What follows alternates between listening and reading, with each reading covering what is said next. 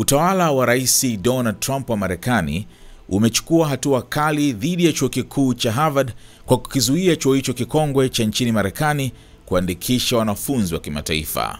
Waziri wa usalama wa ndani Kristi Noem aliandika kwenye mtandao wa X kuwa hatua hiyo imechukuliwa kwa sababu ya kushindwa kwa Harvard kufuata sheria.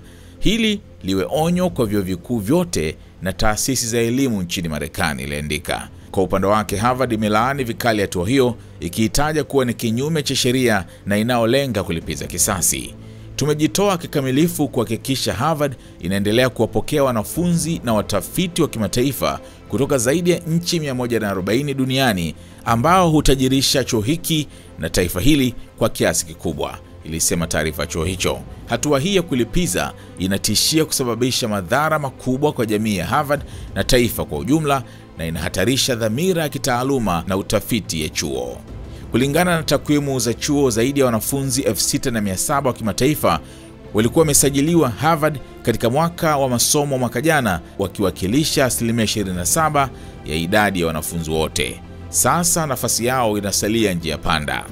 Ikulu ya White House imekuwa ikishinikiza Harvard kufanya mabadiliko makubwa katika sera zake za ajira, udahili na ufundishaji kwa lengo la kupambana na chuki dhidi ya Wayahudi katika chuo hicho. Serikali ya Trump pia imetishia kufuta hadhi ya Harvard ya kutolipa kodi na kuzuia mabilioni ya dola za ruzuku kutoka serikalini ikiwa chuo hicho hakitatekeleza mabadiliko hayo.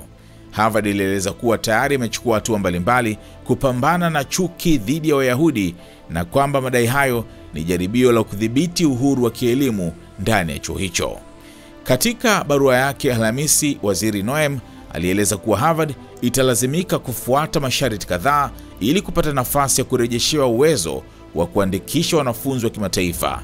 Masharti hayo ni pamoja na kuwasilisha rekodi zote za nidhamu kwa wanafunzi wasio raia wa Marekani waliokuwa wamejiunga katika miaka 5 iliyopita, kukabidhi kumbukumbu za kielektroniki, video au sauti zinazohusiana na matukio haramu, hatarishi au ya vurugu yaliyofanywa na wanafunzi wa kimataifa chuoni. Chuo kimepewa masaa 72 kutekeleza agizo hilo la idara ya usalama wa ndani.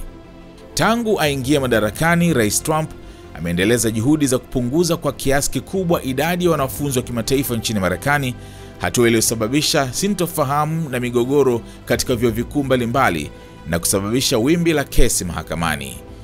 Katika baadhi ya matukio, wanafunzi wa kigeni walionyimwa visa walihusishwa na ushiriki kwenye maandamano ya kisiasa au walikuwa na historia ya makosa madogo ya jinai kama ukiukaji wa sheria za barabarani.